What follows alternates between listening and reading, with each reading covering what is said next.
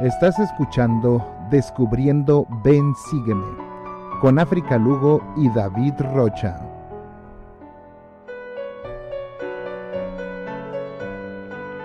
Las opiniones vertidas en este programa son de exclusiva responsabilidad de quienes las emiten y no representan necesariamente el pensamiento de la Iglesia de Jesucristo de los Santos de los Últimos Días.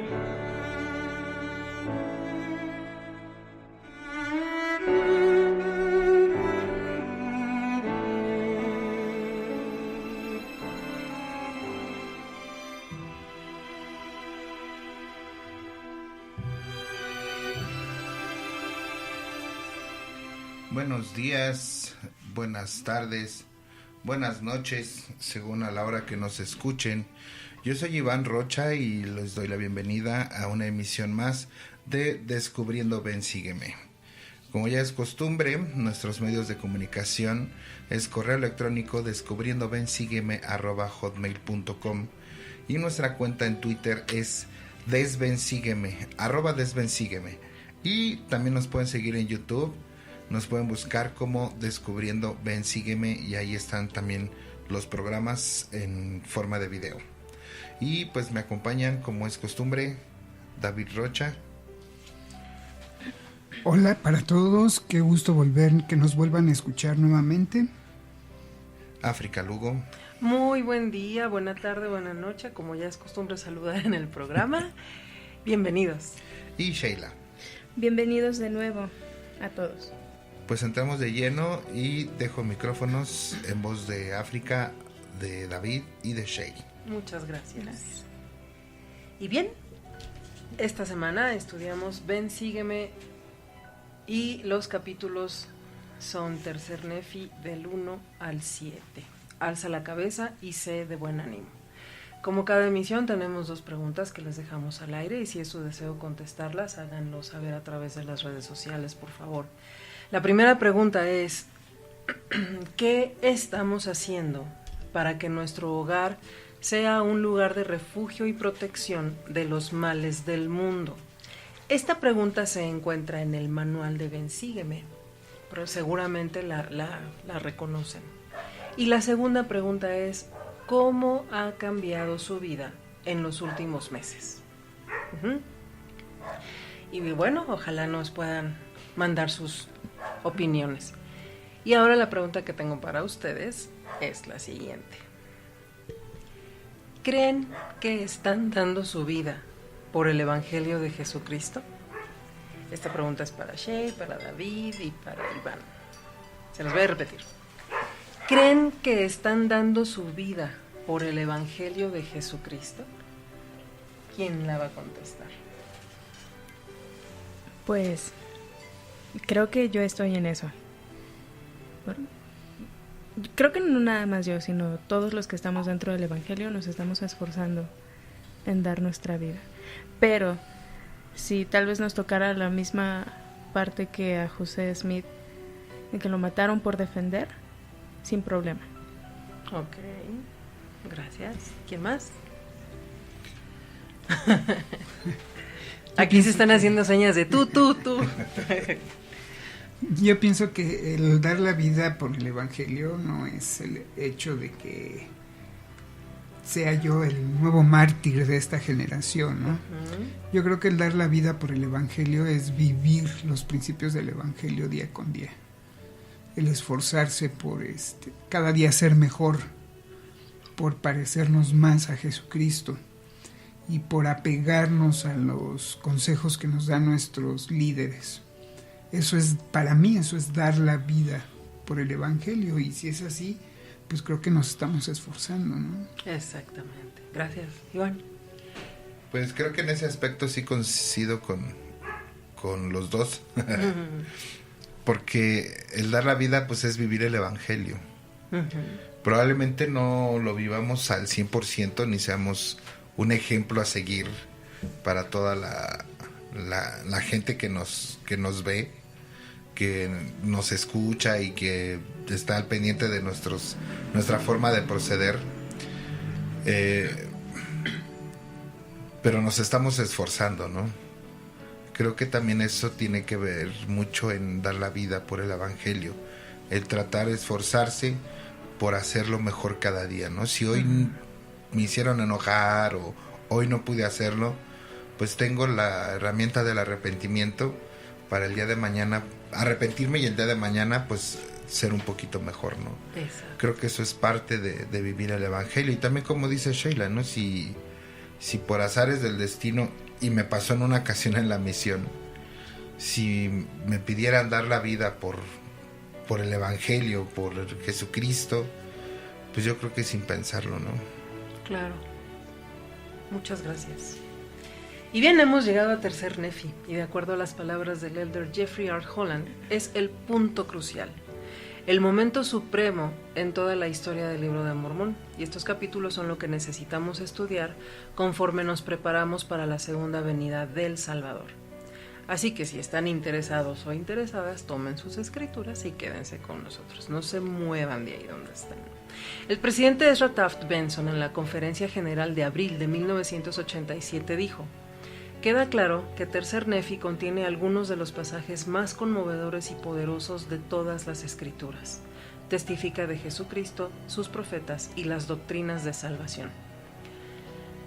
Si comparamos los acontecimientos de aquel tiempo con los actuales, resulta algo excepcional. Incluso nos lleva a pensar, y sí es una reflexión que podríamos hacer cuando lo estamos leyendo, esto está pasando a mi alrededor, esto está presente.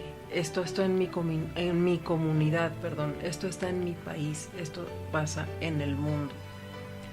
Pero antes de entrar de lleno, vamos a ver un poco de historia sobre este libro.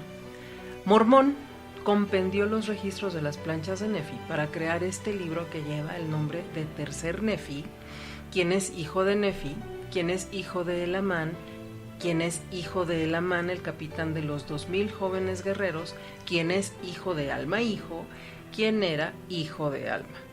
Este libro además contiene el cumplimiento de las profecías sobre el nacimiento, muerte y resurrección de Jesucristo. Incluso 20 de los 30 capítulos contienen enseñanzas que el Salvador dio directamente al pueblo. Es el único registro que tenemos en el que Jesucristo está dialogando con el pueblo y ellos expresan sus sentimientos.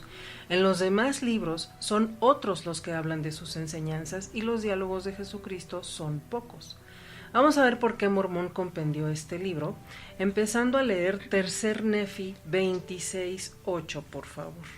Y he escrito de estas cosas que son la menor parte de lo que enseñó al pueblo, y las he escrito con objeto de que nuevamente lleguen de los gentiles a este pueblo, según las palabras que Jesús ha hablado. Estas escrituras fueron para dos grupos. Primero, él explica que han sido escritas para los descendientes de Leí. Y vamos ahora a leer el encabezado del capítulo 30 de tercer Nefi. Se manda a los gentiles de los últimos días a arrepentirse, venir a Cristo y ser contados entre los de la casa de Israel. Estamos hablando de los gentiles de los últimos días. Entonces ahí están los dos grupos a los que fue dirigido este libro. Y ahora sí pasemos a lo que sigue. En los versículos 4 al 9 de tercer Nefi 1 leímos de un grupo de personas que se enfrentaron a una situación bastante difícil en cuanto a su fe y la esperanza de que se cumplieran las profecías de Samuel. Fueron amenazados de muerte. Pensar en eso puede resultar atemorizante, pero dar la vida por el Evangelio de Jesucristo, como ustedes ya contestaron, se refiere a algo más que físico.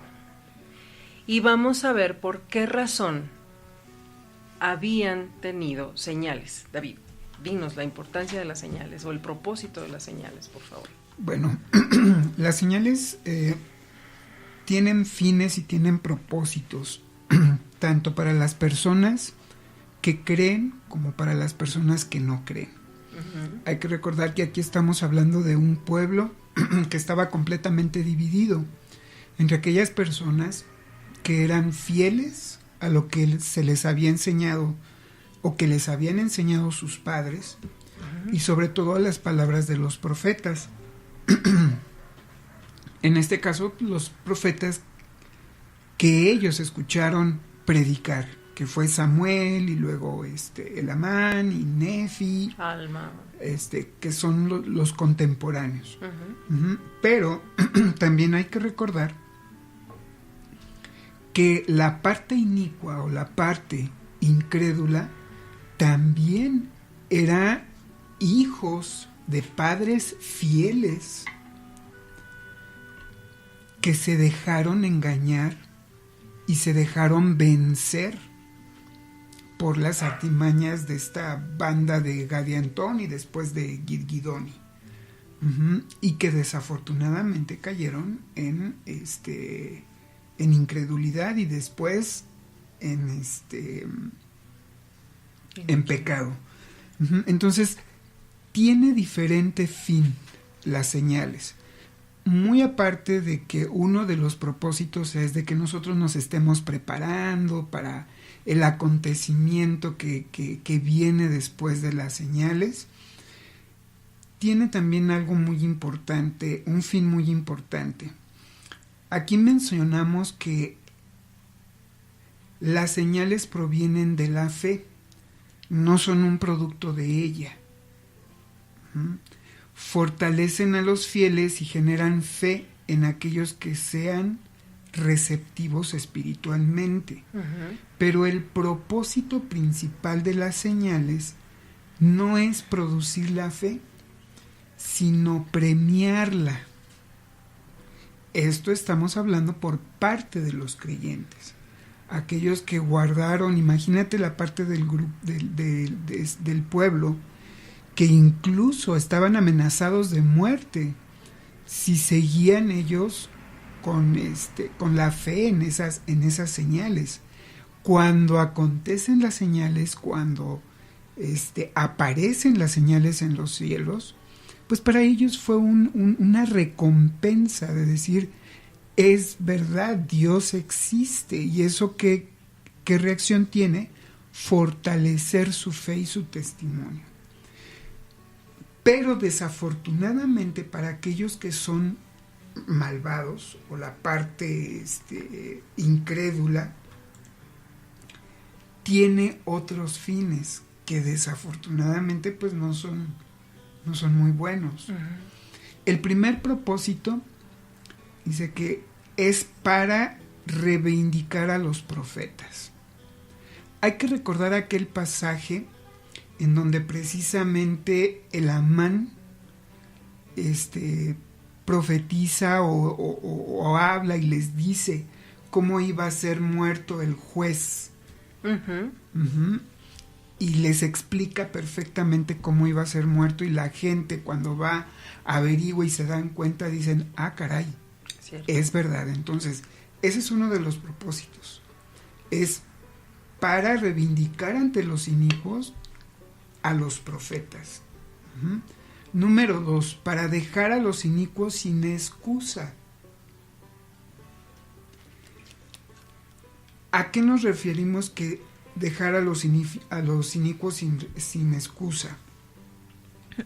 El Señor ha declarado en Doctrina y Convenios 63:7 lo siguiente: y aquel que buscará señales verá señales, mas no para su salvación. Cuando se cumplen las señales, ellos no van a poder decir, es que yo no sabía, es que yo no entendía, es que a mí no me dijeron. O sea, sabían perfectamente que las señales iban a acontecer y no habrá manera de excusarse. No van a poder decir, es que yo no creí o yo no pensé que fueran en serio. Número 3, para mostrar la precisión de las palabras de los profetas. Fíjate bien la precisión de la palabra de los profetas. Dado que los inicuos buscan demostrar que los profetas se equivoquen, el Señor de tanto en tanto muestra señales indiscutibles. O sea, no hay manera de discutir y decir no, es que no era así. Los inicuos siempre van a estar buscando en qué se equivocó, si lo dijo bien, si no lo dijo bien, pero el Señor va a mostrar las señales tal cual salen de la boca de sus profetas. Y por último, que yo creo que es la más fuerte y la más importante, para condenar a los malvados. Y creo que hay muchas escrituras que podemos encontrar.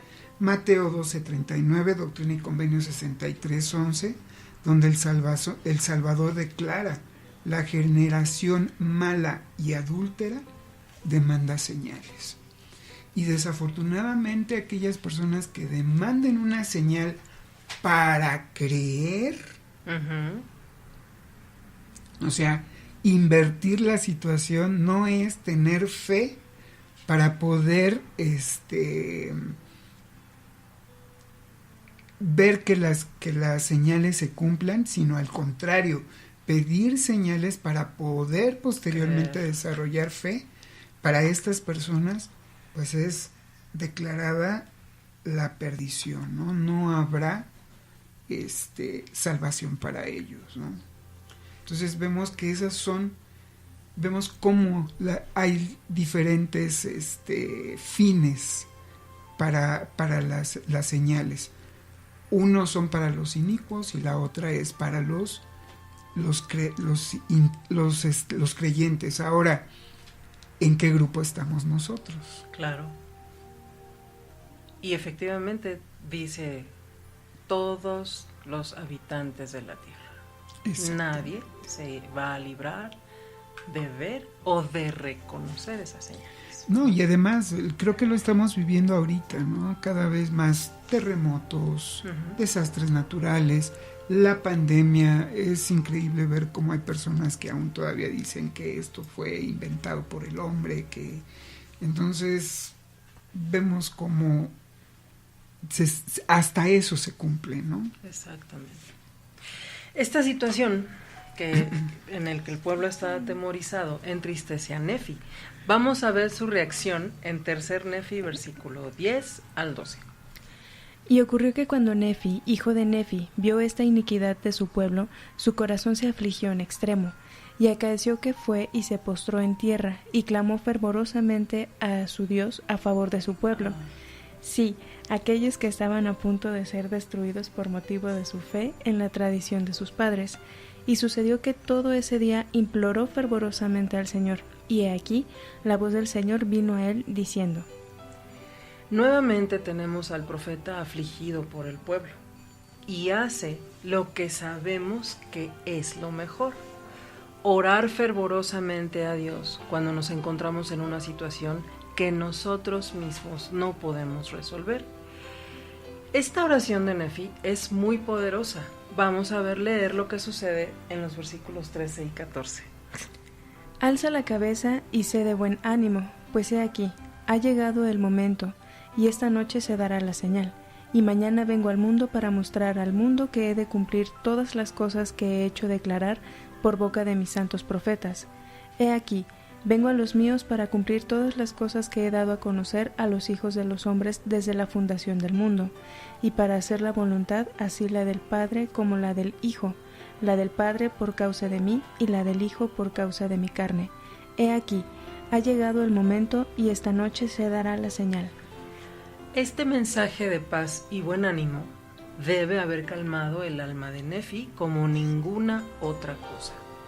Ciertamente, ese mismo mensaje ha calmado las almas de millones desde entonces. De hecho, toda la creación había esperado este momento. Finalmente, las profecías de todos los profetas se cumplieron. La fe y la esperanza de millones tuvieron que esperar hasta 4 milenios para hacerse realidad.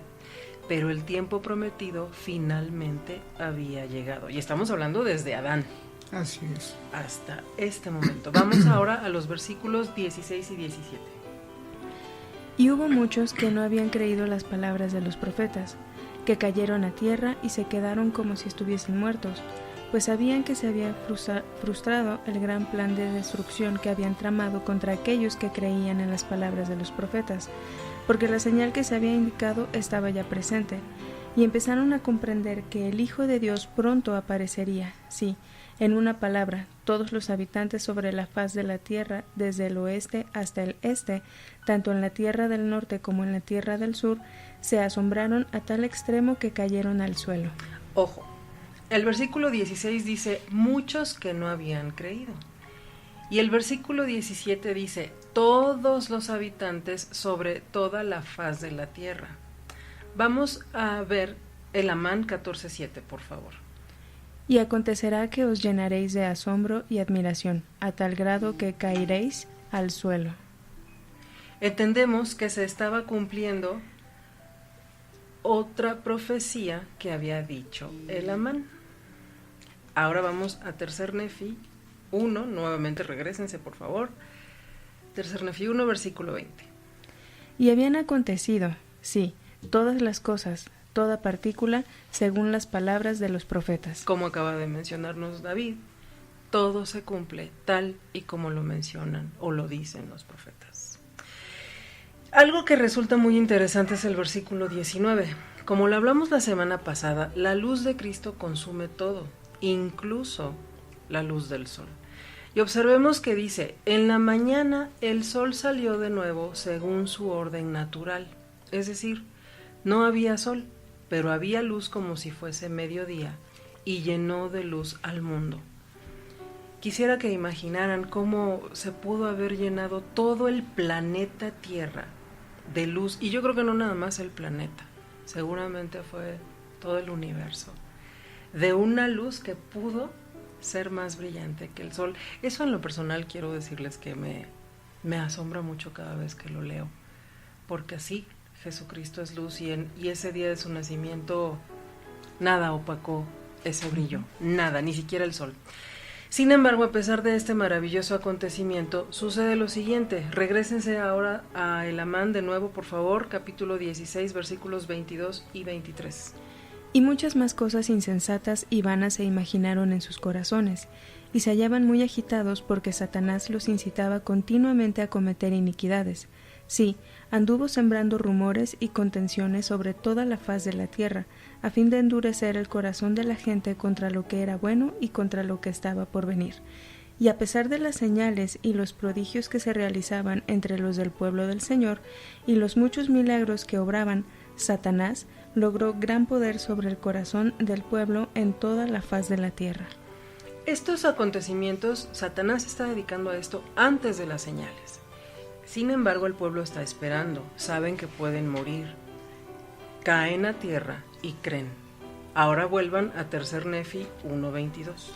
Y sucedió que de allí en adelante Satanás empezó a esparcir mentiras entre el pueblo, para endurecer sus corazones, a fin de que no creyeran en aquellas señales y prodigios que habían visto.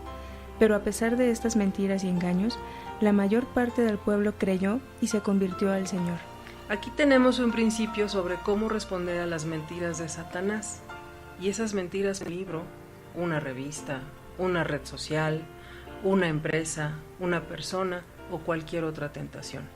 Recordemos que Satanás es muy listo, sabe nuestras debilidades, sabe cómo hacernos caer y lo pinta de una manera muy hermosa. En la conferencia de octubre de 2010, el elder Richard C. Edgley dijo: debido a los conflictos y desafíos que enfrentamos en el mundo de hoy, quisiera sugerir una sola opción, una opción de paz y protección, una opción que es adecuada para todos. Esa opción es la fe. Escojan la fe en lugar de la duda. Escojan la fe en lugar del temor. Escojan la fe en lugar de lo desconocido y lo que no se ve. Y escojan la fe en lugar del pesimismo. Cuando la lógica, el razonamiento o el intelecto personal estén en desacuerdo con enseñanzas o doctrinas sagradas, o si mensajes contradictorios atacan sus creencias, escojan no desechar la semilla de su corazón a causa de la incredulidad. Recuerden, no recibimos un testimonio sino hasta después de la prueba de nuestra fe. El elder Larry Lawrence, en la revista Liaona de abril de 2007, menciona 4 estrategias que Satanás usa en la batalla contra los hijos de Dios. La primera, tentación; la segunda, mentiras y engaño; la tercera, la contención; y la cuarta, el desánimo. esta última es la más efectiva y ahorita vamos a ver por qué. En el versículo 22 leímos los efectos de no creer en las mentiras de Satanás y dice que la mayor parte creyó y se convirtió. Pero vamos a ver ahora lo que sucede en los versículos 29 y 30, por favor. Y también hubo causa de mucha tristeza entre los lamanitas, porque aquí tenían muchos hijos que crecieron y aumentaron en años hasta actuar por sí mismos, y unos que eran soramitas los indujeron, con sus mentiras y sus palabras aduladoras, a unirse a esos ladrones de Gadiantón, y así fueron afligidos también los lamanitas, y empezaron a decaer en cuanto a su fe y rectitud, por causa de la iniquidad de la nueva generación. Encontramos algo muy interesante. El versículo 29 dice: crecieron y aumentaron en años hasta actuar por sí mismos, es decir, ya no aceptaban el consejo de sus padres, y muchos adultos jóvenes fueron llevados. Y hoy en día sucede lo mismo. Las nuevas generaciones tienen algunas responsabilidades genuinas con respecto a la generación anterior. No somos inmunes a la influencia de los jóvenes. No solo los consideramos como los portadores de semillas de una cultura celestial por venir, pero en su propio viaje, si se aceleran presionando hacia adelante, pueden caer. Y entendemos que nos necesitamos unos a otros, puesto que los lamanitas empezaron a decaer en cuanto a su fe y rectitud, por causa de la iniquidad de la nueva generación. La disminución de los estándares de rectitud de nuestras jóvenes generaciones afecta y afectará a todas las edades. David, ¿por qué es peligroso esto? Bueno, tú lo acabas de decir al final, ¿no? Afecta a todas las edades. O sea, afecta desde el pasado, el presente y a las futuras generaciones.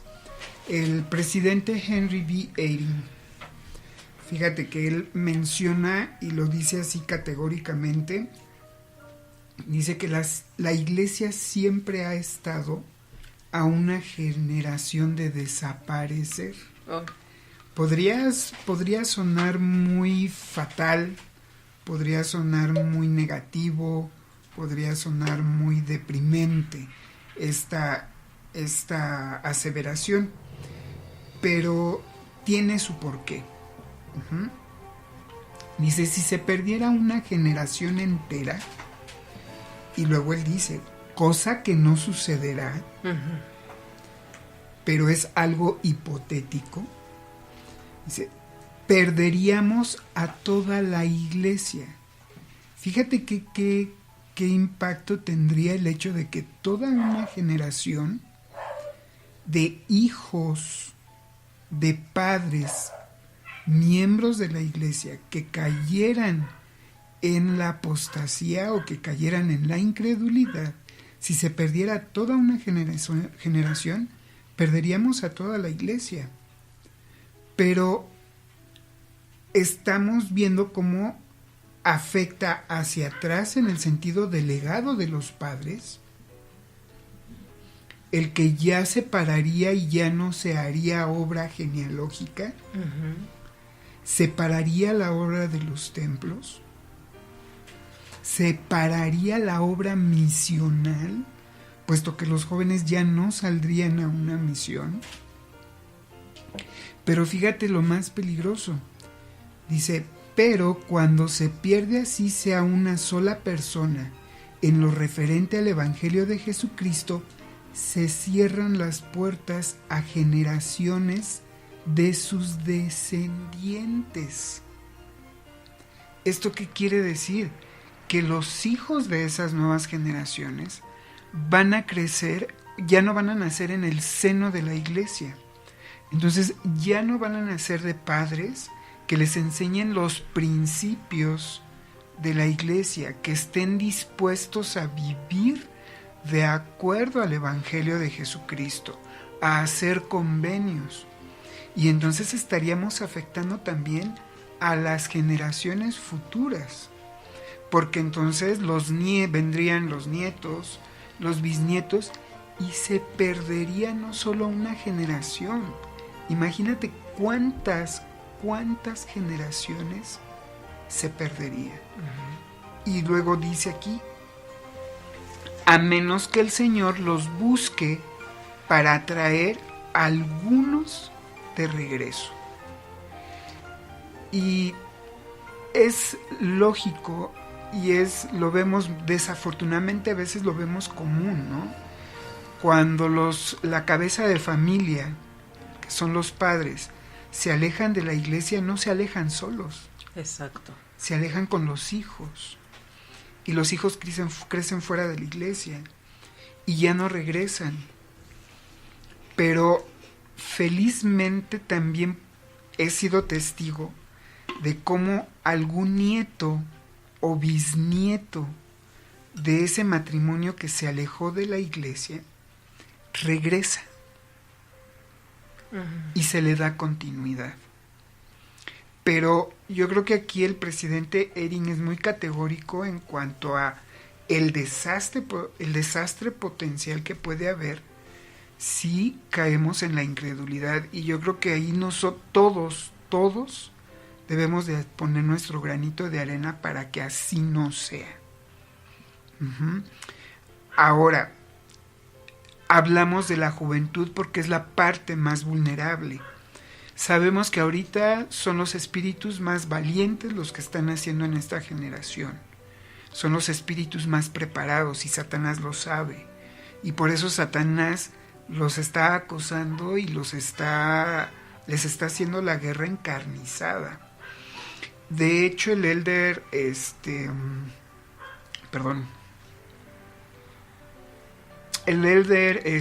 presidente Gordon B. Hinckley se refiere a la juventud como la magnífica juventud de esta generación, y él les da ciertos consejos a los jóvenes para que no puedan caer o no permitan desviarse de la verdad. Y él les aconseja: sean verídicos, permanezcan fieles, defiendan con firmeza lo que saben que es correcto. Ustedes se enfrentarán con una tremenda tentación, la cual llega a ustedes en los salones de entretenimiento populares, en internet, en películas, como tú ya lo estabas mencionando. Y menciona también algo una herramienta muy poderosa de Satanás: la presión de los amigos puede ser casi abrumadora.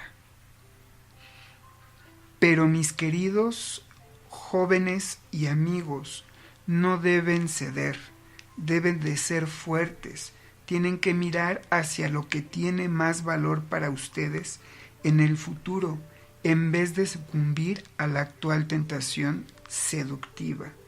Ustedes son la mejor generación que hayamos tenido. Imagínate, la mejor generación que hayamos tenido. Conocen el Evangelio mejor, son más fieles en sus deberes, son más fuertes para enfrentarse a las tentaciones que aparecen en su camino. Vivan de acuerdo con sus normas, pidan en oración la guía y la protección del Señor. Él nunca los dejará solos, los consolará, los sostendrá, los bendecirá y los magnificará, y hará que la recompensa para ustedes sea grata y hermosa, y descubrirán que su ejemplo atraerá a otros que sacarán valor de la fuerza de ustedes. Sí, entonces estamos entre una generación bendita, pero qué responsabilidad para nosotros los adultos, porque nosotros somos los que tenemos que educar a estos jóvenes para que desarrollen ese carácter. Y la verdad que para mí es algo increíble cuando, desde todo el tiempo que he estado dando clases de instituto, a veces es algo consolador para mí ver en las clases jóvenes determinados a vivir el Evangelio, jóvenes que sus padres se han alejado de la iglesia, pero que llegan solos. Y por su propio testimonio están todos los domingos, jovencitos poseedores del sacerdocio que llegan sin sus papás a la capilla y están temprano para preparar los sacramentos, para cumplir con las responsabilidades de su sacerdocio. Jóvenes que están apoyando en todas las actividades, que van al EFI, que van a todas las actividades espirituales, que prefieren estar mejor en las actividades de la iglesia que en actividades fuera de ella. Y la verdad, eso es consolador. Así es. Pero también es mucha responsabilidad como líderes y como padres el poderlos apoyar y el poderlos proteger y ayudarles a que ellos realmente crezcan y sientan que la responsabilidad no es solamente de ellos, que pueden encontrar esa ayuda con sus líderes. Y un ejemplo muy claro lo tuvimos ayer, el cara a cara con el Elder Rasband. Mencionaron que había cerca de 55,000 jóvenes. Exactamente. Escuchando esa transmisión. Incluso los misioneros. Entonces, efectivamente, son esos jóvenes quienes están dispuestos a luchar contra el enemigo. Y ahora es FSY, el que fue en México EFI, ahora es FSY, ¿no? Aclaramos porque estamos en México. Bien, vamos a continuar. Vamos a tercer Nefi 2, versículo 1, por favor. Y sucedió que así pasó el año 95 también, y el pueblo comenzó a olvidarse de aquellas señales y prodigios que había presenciado, y a asombrarse cada vez menos de una señal o prodigio del cielo, de tal modo que comenzaron a endurecer sus corazones y a cegar sus mentes, y a no creer todo lo que habían visto y oído.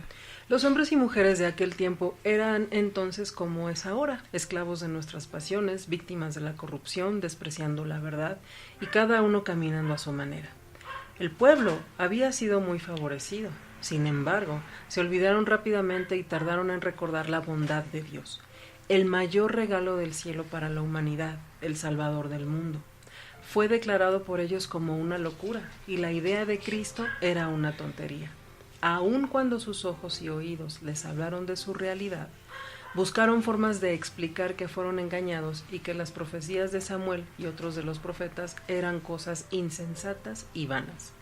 Los versículos 14 al 16 mencionan que los lamanitas se vuelven creyentes y se unen a los nefitas para combatir a los ladrones de Gad y Antón, y sucede algo muy interesante. Les es quitada la maldición y se vuelven sumamente bellos. Se refiere a que habían estado separados de la presencia del Señor, como leímos en 2 Nefi 5, versículos 20 y 21. Y dice que su piel se tornó blanca y llegaron a ser sumamente bellos, es decir, estaban llenos de luz. Y como referencia vamos a 2 Nefi 30, versículo 6. Y entonces se regocijarán, porque sabrán que es una bendición para ellos de la mano de Dios, y las escamas de tinieblas empezarán a caer de sus ojos, y antes que pasen muchas generaciones entre ellos, se convertirán en una gente pura y deleitable. Entendemos que no tiene nada que ver con el color de piel. Regresemos al versículo 11 de tercer Nefi 2, por favor. Y sucedió que en el año 13 empezó a haber guerras y contiendas por toda la tierra, porque los ladrones de Gad y Antón se habían hecho tan numerosos y mataban a tantos de los del pueblo y asolaban tantas ciudades y causaban tanta mortandad y estragos por toda la tierra, que fue menester que todo el pueblo, nefitas así como los lamanitas, tomase las armas contra ellos. La situación es terrible, y aparece un personaje de nombre Laconio. Ya habíamos leído de él en tercer Nefi 1, versículo 1.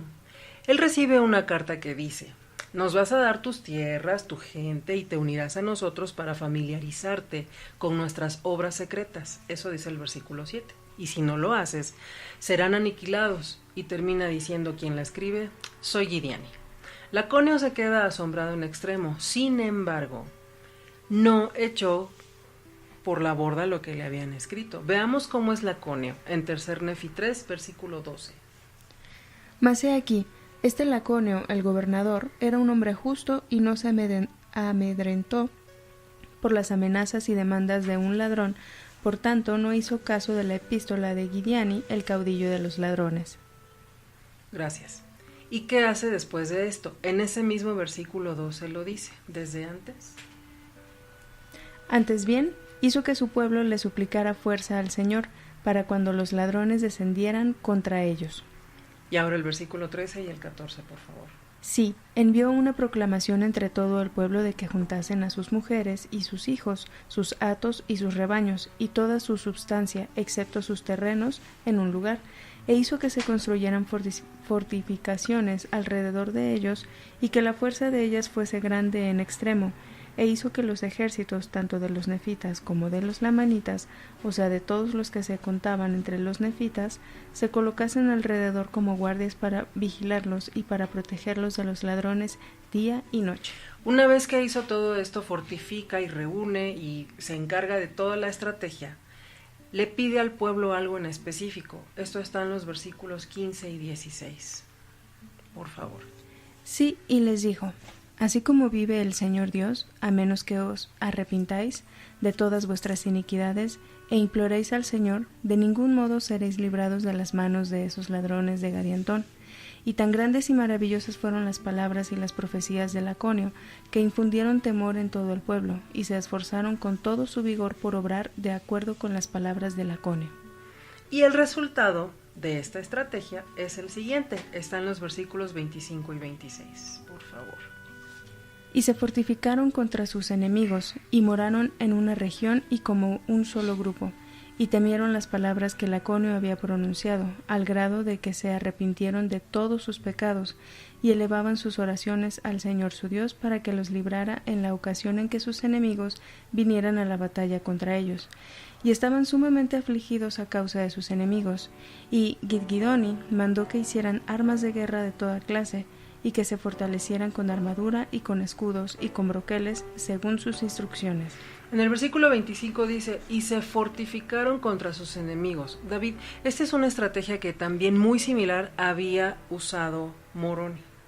Él fortaleció y todo esto. ¿Por qué nuevamente estamos viendo esto de estar preparados? ¿Por qué? Explícanos con más detalle. Mira, dentro de las escrituras hay algo que se llama paralelismo. Nosotros aquí podemos encontrar un paralelismo entre los acontecimientos que sucedieron o que estamos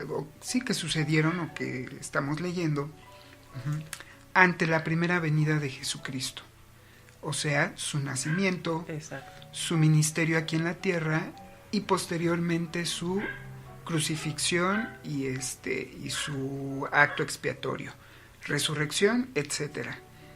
Y es un paralelismo de lo que vamos nosotros a sufrir o de lo que la humanidad va a vivir antes de la segunda venida de Jesucristo. Ahora, ¿por qué nos tenemos que defender? Nosotros sabemos que en los acontecimientos antes de la segunda venida de Jesucristo vamos a vivir una situación parecida donde el Señor va a venir cuando la tierra se esté convulsionando en una crisis no solamente política, económica y espiritual. Y nosotros tenemos que estar preparados para todo eso. Y yo creo que la base de poder estar preparados es cuando nosotros estamos preparados espiritualmente, automáticamente podemos estar preparados en los demás aspectos. Aquí vemos, y tú misma ya lo habías mencionado, que una de las partes que a ellos les ayudó muchísimo en prepararse era que se mantuvieron unidos. Y hay que recordar que el Señor Jesucristo dijo, si no sois uno, no sois míos. Entonces, parte de que nosotros tengamos fortaleza espiritual es el estar unidos al cuerpo principal de la iglesia, el estar unidos con nuestros hermanos que comparten la misma fe, la misma doctrina, el mismo amor por el Evangelio, para que nos estemos fortaleciendo los unos a los otros. Aquí pues ya lo vimos, la preparación fue tanto física como espiritual. ¿En qué sentido fue física? Bueno, pues juntaron sus animales, se reunieron sus familias en la tierra de Zarahemla, mandaron a construir armas, etcétera, etcétera. Pero yo creo que lo más importante fue la preparación espiritual. Claro. Ya vimos la unificación, pero también los instó al arrepentimiento. Porque cuando tú te arrepientes, abres el canal que te permite o quitas todos los obstáculos. La humildad te permite quitar todos los obstáculos que te llevan al arrepentimiento. Y el arrepentimiento te ayuda a que puedas tener el canal abierto para poder recibir el Espíritu Santo y para que puedas estar que podamos estar afines con el Espíritu Santo. Exacto. Y de ahí poder permanecer firmes en nuestro testimonio. Aquí hay algo que encontré que mencionó el apóstol Dalian H. Oaks, donde nos habla cómo ahora podemos pasar esta enseñanza al presente. ¿Cómo nos estamos preparando nosotros ante los acontecimientos que vamos a vivir o que ya estamos viviendo previos a la segunda venida de Jesucristo? Y él hace una serie de preguntas que el objetivo es que nosotros hagamos conciencia de qué tan preparados estamos para ese momento.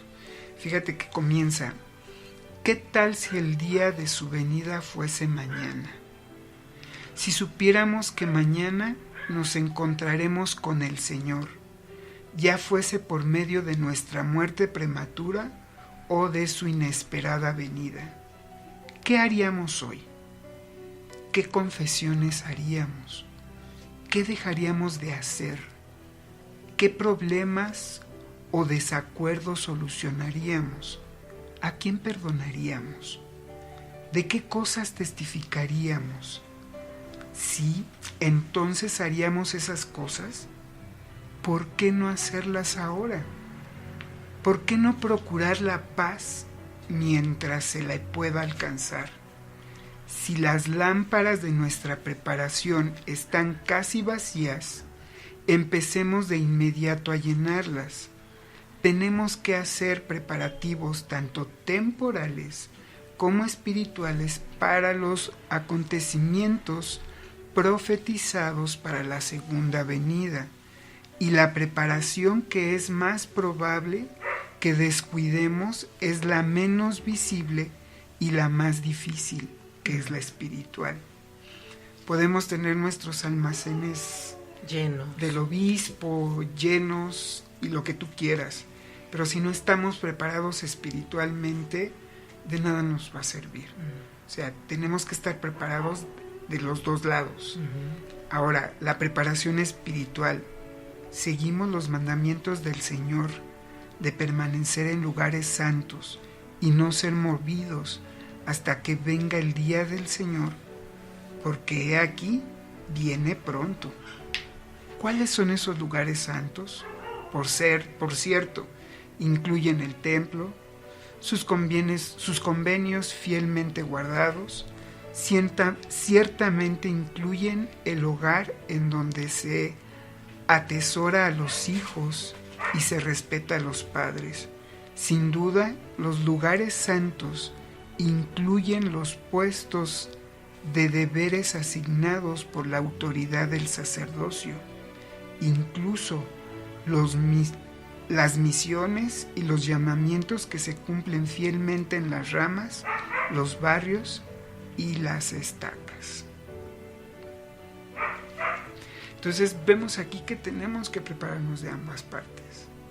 Y yo creo que tenemos todavía mucho en que trabajar en eso.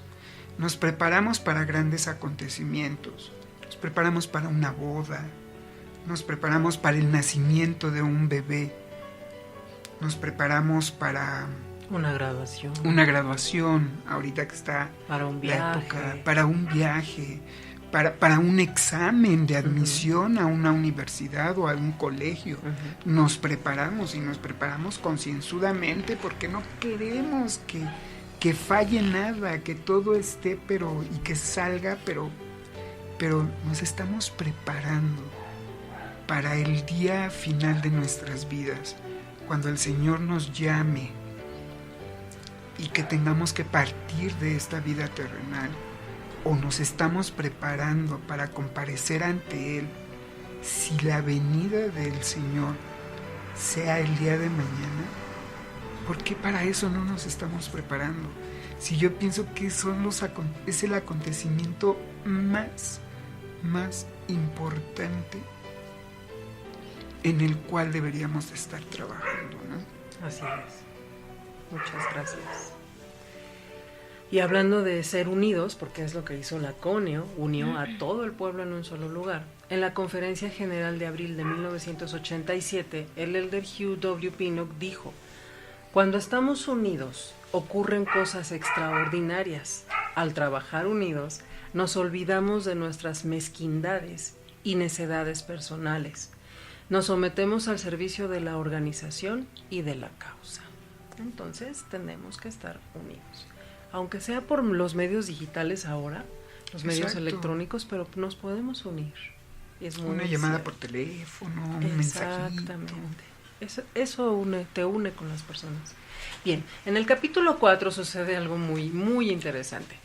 La descripción del ejército de Gideani era en verdad atemorizante. Y así es como se sintieron los nefitas, pero por otra razón. Vamos a leer Tercer Nefí, versículo 10. Tercer Nefí 4, versículo 10, por favor. Pero en esto Pero en esto se engañaron, porque los nefitas no le tenían miedo, pero sí temían a su Dios y le suplicaron su protección.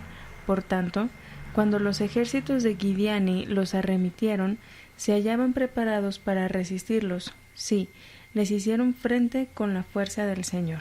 Es muy interesante ver cómo el ejército de los enemigos se habían tratado de disfrazar con pieles, incluso habían manchado sus pieles de sangre y todo, y cuando se van a la batalla, se arrodilla el pueblo y ellos creen que les habían causado tanto miedo que habían hecho que se arrodillaran de miedo, pero en realidad no era ese el temor.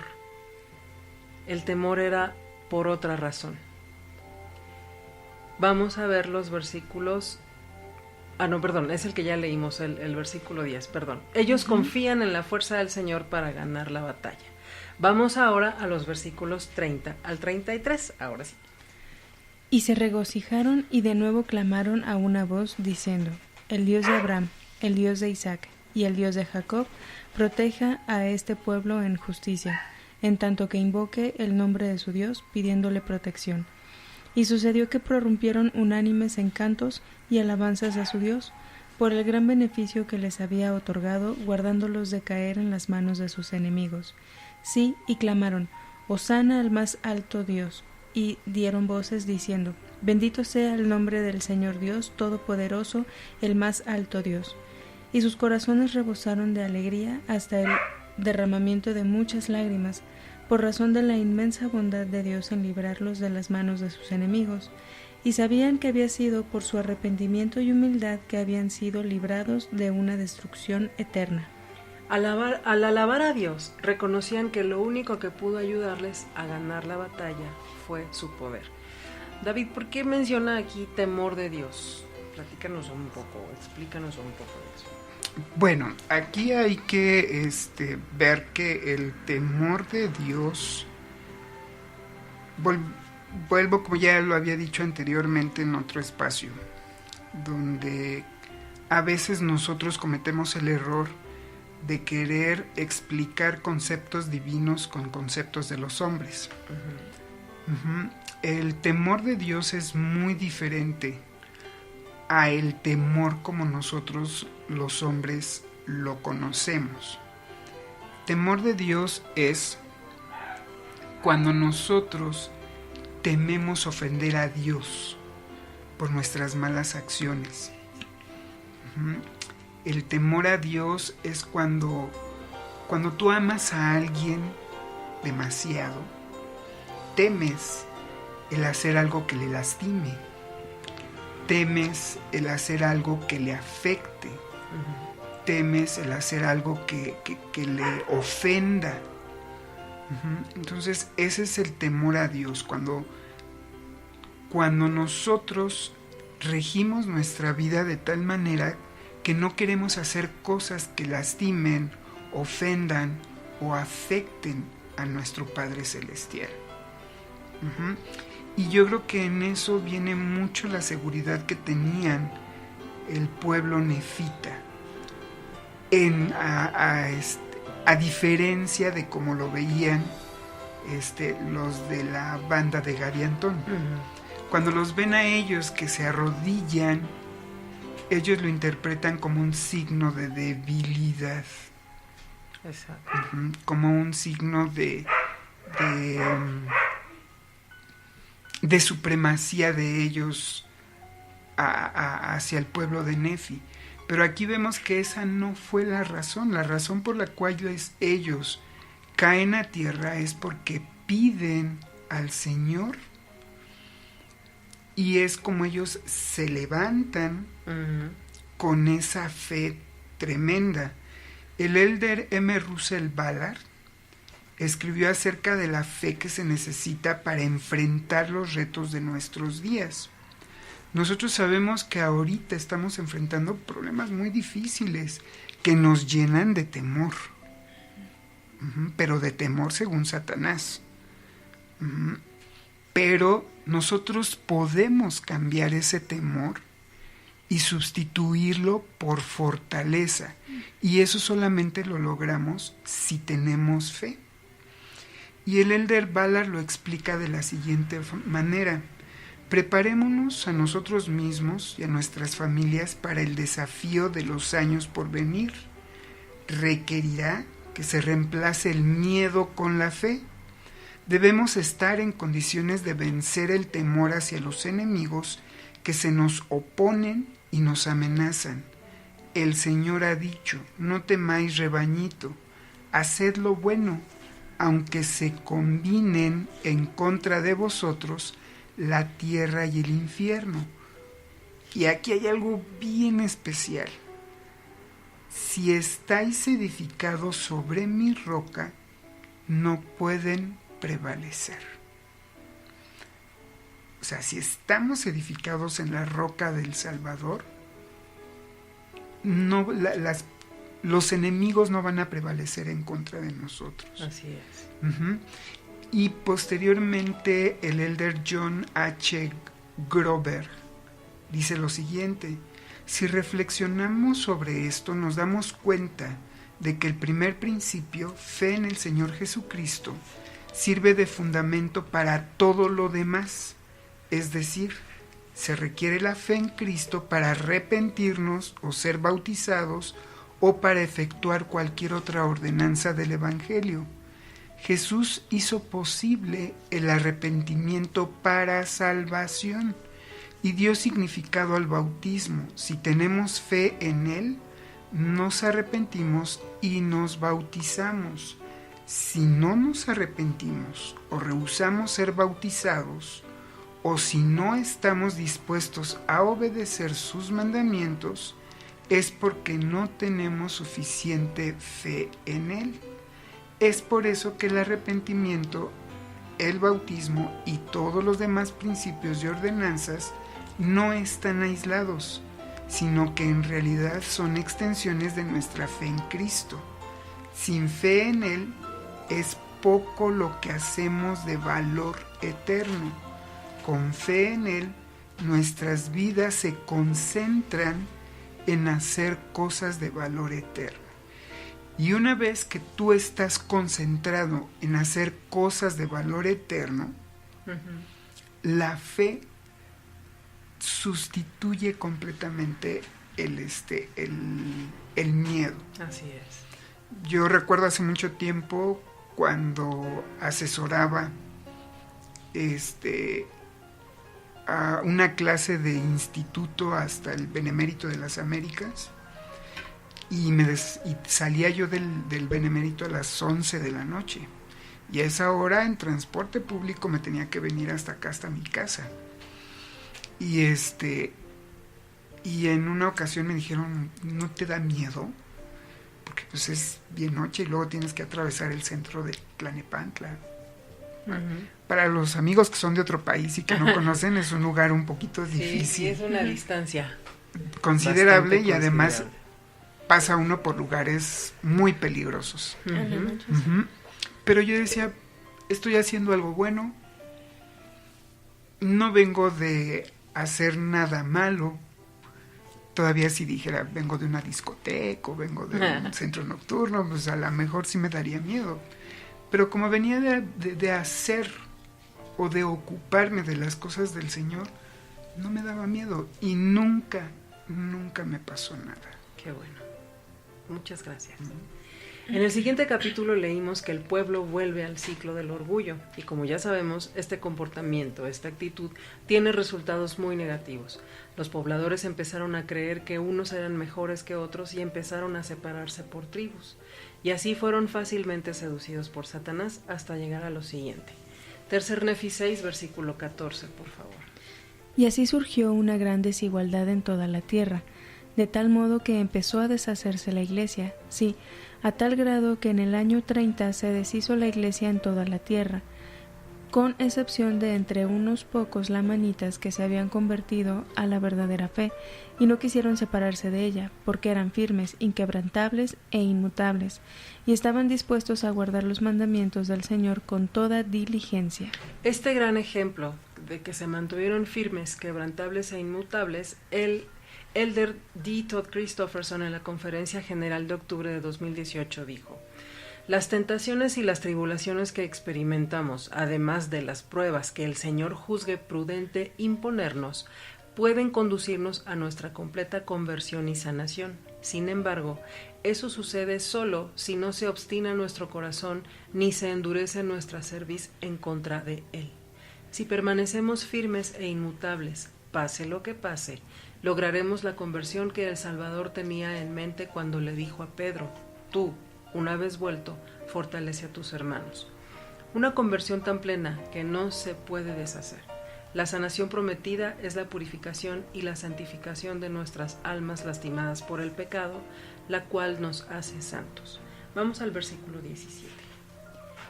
Y así, al principar el año 30, habiendo sido entregados los del pueblo, durante mucho tiempo, a ser llevados por las tentaciones del diablo, doquier que él quería llevarlos, y a cometer cualquier iniquidad que él deseaba, a principios de este año, el año 30, se hallaban en un estado de terrible iniquidad.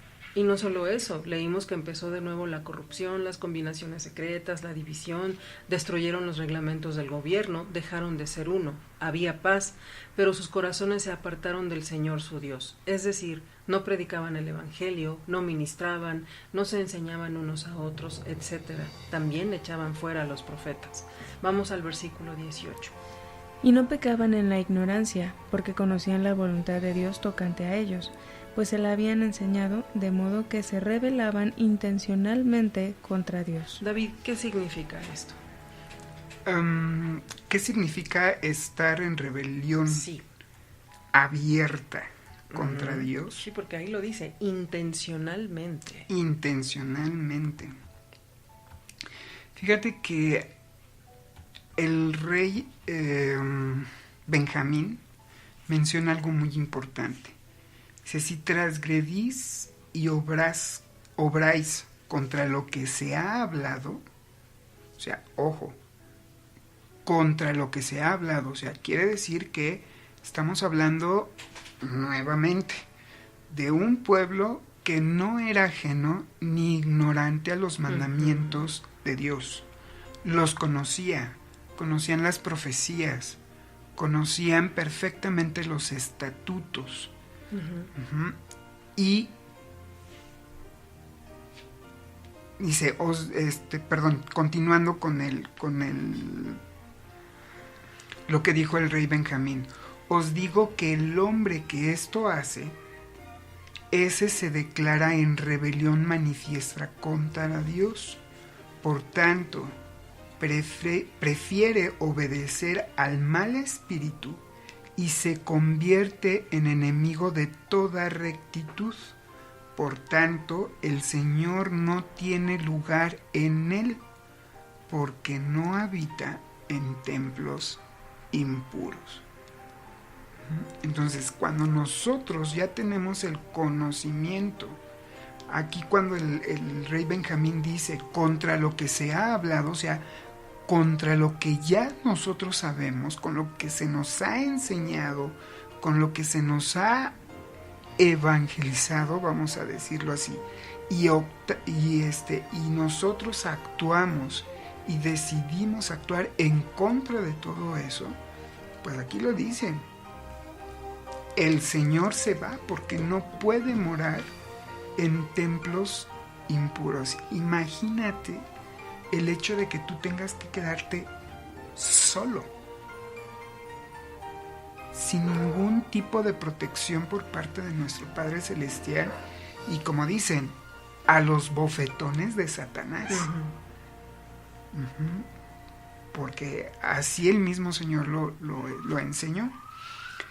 Más adelante también el Elder M. Russell Ballard dice lo siguiente: Satanás procura tentarnos en las ocasiones en que puede explotar nuestras debilidades o en que puede destruir nuestros puntos fuertes. Pero el placer que él promete no es más que un engaño fugaz.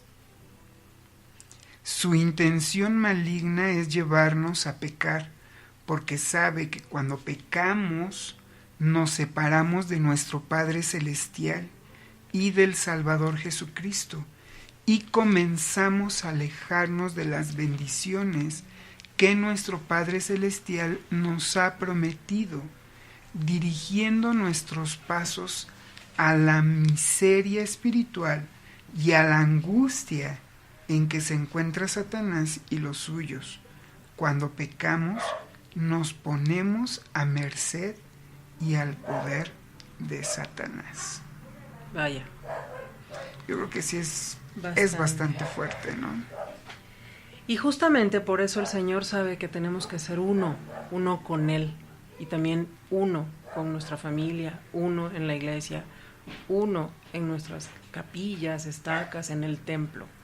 El presidente Henry B. Eyring dio 6 pasos que debemos de seguir para lograrlo. Primero, tomar sobre nosotros su nombre. Eso significa que tenemos que considerarnos como que le pertenecemos.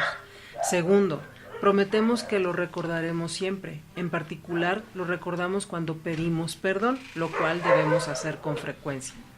Tercero, al tomar la Santa Cena, prometemos guardar sus mandamientos, cada uno de ellos. Al arrepentirnos, podemos contar con la compañía del Espíritu Santo. Cuarto, cuidarnos del orgullo. Quinto, ver las generosidades que Dios derrama sobre nosotros, no solo como una indicación de su gracia, sino también como una oportunidad para unirnos con los demás mediante un mejor servicio. Y sexto, ser pacificadores, dignos de ser llamados bienaventurados, hijas e hijos de Dios. Bien, hermanos, hemos llegado al final de esta emisión. Muchas gracias por el tiempo que se dan de escucharnos.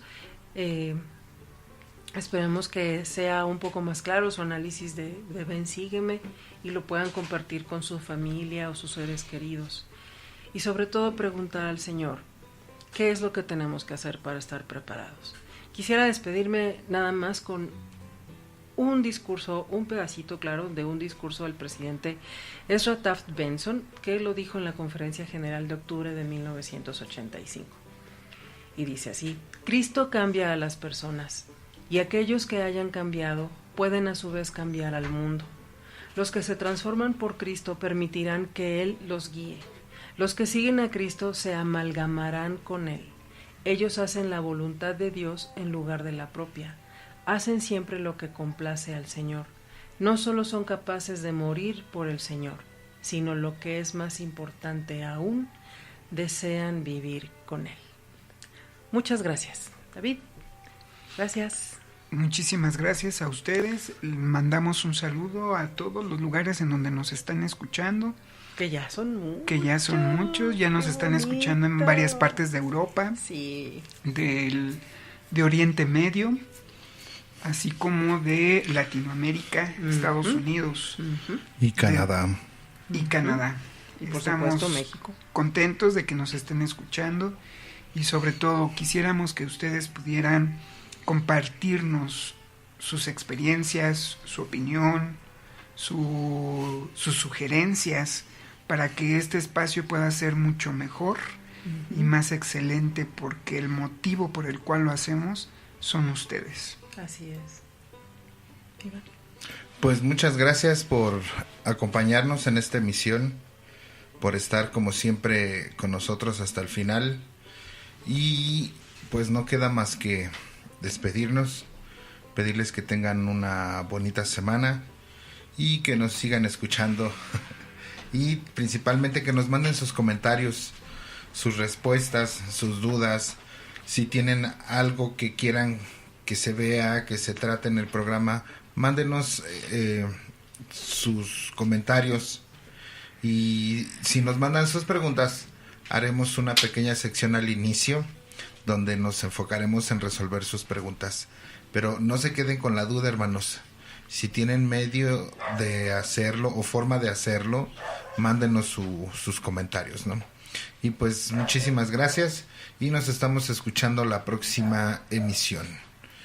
Gracias y que tengan bonita tarde, noche y día. Shea también se despide, se ocupó un momentito, pero les dice hasta luego y que nos escuchen como siempre ella dice en YouTube, le den clic y se suscriban. Hasta luego. Hasta luego. Una familia unida, una iglesia unida y un mundo en paz dependen de la unificación de las almas. Presidente Henry B. Eyring.